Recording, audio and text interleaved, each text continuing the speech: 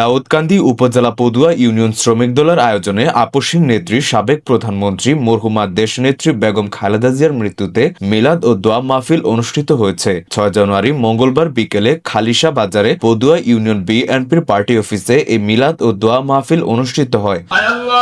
সবাই দেশ ছেড়ে পলাইছে, কিন্তু সে দেশের মায়া ছেড়ে পলায়নি। তারে স্বৈরাচার সরকার তাকে বাড়ি থেকে বিদায় করে দিছে, কিন্তু আল্লাহ তুমি তারে দেশ থেকে বিদায় করে দিয়েছে। তোমার কাছে কিছু বাকি নাই, তুমি সব কিছু পারো রে আল্লাহ। বেগম খালেদা জিয়াকে তুমি আল্লাহ জান্নাতের উচ্চ মাকাম দান করে দাও। আল্লাহ শহীদ রাষ্ট্রীয় জিয়াউর রহমানকে কবরের আযাব তুমি মাফ করে দাও। আল্লাহ তিনার ছেলে পুকো তাকেও তুমি মাফ করে দাও। এতে সভাপতিত্ব করেন পদুয়া ইউনিয়ন বিএনপির সভাপতি কামাল প্রধান। আন্দোলন শুরু করলেন, উনি কিন্তু নির্বাচিত হয়েছিলেন সঠিক পন্থা নির্বাচন করে, বিপুল ভোটে নির্বাচিত হয়ে আবার প্রধানমন্ত্রী হয়েছিলেন। প্রধান অতিথি ছিলেন দাউদকান্দি উপজেলা শ্রমিক দলের সাধারণ সম্পাদক মোহাম্মদ নজরুল ইসলাম। দোয়া ছাড়া কিছু করতে পারবো না।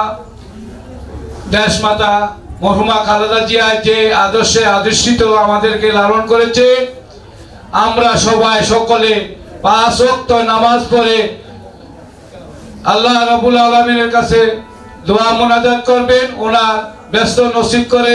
বিশেষ অতিথি হিসেবে উপস্থিত ছিলেন দাউদকান্দি উপজেলা শ্রমিক দলের সহ সভাপতি রানা চৌধুরী, দপ্তর সম্পাদক মনু মিয়া, গৌরীপুর ইউনিয়ন শ্রমিক দলের সাধারণ সম্পাদক জাহাঙ্গীর মেম্বার, পদুয়া ইউনিয়ন বিএনপির সাধারণ সম্পাদক কাদির মেম্বার, পদুয়া ইউনিয়ন বিএনপির নেতা জাহাঙ্গীর প্রধান, দাউদকান্দি উপজেলা যুবদলের যুগ্ম আহ্বায়ক সেলিম ব্যাপারী, পদুয়া ইউনিয়ন যুবদল নেতা হাবিব প্রধান, ইসমাইল প্রধান, উপজেলা ছাত্রদলের যুগ্ম আহ্বায়ক জাহিদ হাসান। দোয়া মাহফিলটি আয়োজন করেন শ্রমিক দল নেতা আবুল কালাম প্রধান, ফারুক প্রধান, রশিদ প্রধান, ডালি মোল্লা, সাদেক প্রধান সহ আরো অনেকেই। অনুষ্ঠান শেষে দোয়া ও মোনাজাত করা হয়।